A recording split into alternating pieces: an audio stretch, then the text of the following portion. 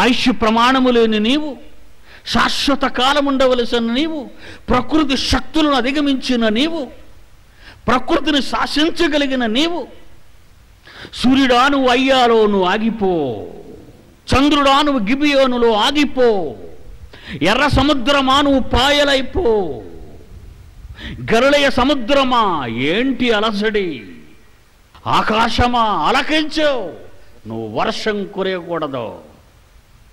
ఇలా చెప్పిన వాళ్ళంతా ఎవరు? దేవుని కుమారులు, అంటే మన అన్నలు, మనకు ముందు పుట్టిన వాళ్ళు, ప్రకృతిని శాసించిన వాళ్ళ వంశము నుండి వచ్చిన వాళ్ళం మనమంతా. ఇంత మహాగణుడవు, మహాలోకాల అధినేతకు ప్రియమైన కుమారుడవు, కోటానుకోట్ల సంవత్సరాలకు పూర్వమే నీ కన్న తండ్రి మనసులో చోటు నెంచుకున్నవాడవండి మీరంతా ఎవరు అనుకుంటున్నారు? ప్రపంచంలో ఉన్న 650 కోట్ల మంది మనుష్యులు సాక్షాత్తు సర్వేశ్వరుని పిల్లలు. మాలో నుండి వచ్చిన వారు గనక మా రూపాలను కలిగి ఉంటారు, మీలో నుండి వచ్చిన వారు గనక మీ రూపాలను కలిగి ఉంటారు మీ పిల్లలు. మనమంతా జీవము గల దేవునిలో నుండి వచ్చాము గనుక ఆయన రూపాన్ని కలిగి ఉంటాం. మనమంతా దేవుని స్వరూపమందు వారిని సృజించను. చూడండి ఎంత చక్కగా ఉందో పదం, దేవుని స్వరూపములో సృజించను. 27వ వచనం ఆదికాండం 1వ అధ్యాయం.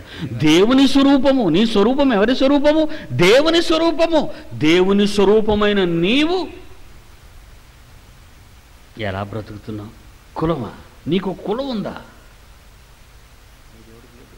నీ దేవుడికి ఏది కులం? ఆయన 2 3 చూసావా ఎలా చెడిపోయామండి మనం అంతా, ఎలా చెడిపోయాం చూసారా? ఎందుకంటే మనకి ఈ రకమైన జ్ఞానం నేర్పేవాడు లేడు. మనకి ఎలాంటి జ్ఞానం నేర్పేవాడు ఉన్నారు? అమ్మా ప్రభువు నమ్ముకో, పిల్లలు పడతారు, నాకేమని ఇచ్చే ముందు. అమ్మ రోగాలు పోతారా, చేసాలు పట్టుకుని రా, కొబ్బరి నుండి చేసాలు ప్రార్థన చేద్దాం.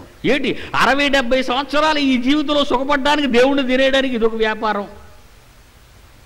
అదేనే నేర్పించాలి. 60-70 ఏళ్ల తర్వాత కళ్ళు మూస్తే నువ్వు కాటికి పోతావే, అది కనిపించే శరీరమే. మరి కనిపించిన ఒక రూపం ఉంది, అది మహత్తు గల దేవుని రూపము, దేవుని పోలిక. అది ఎక్కడికి వెళుతుంది?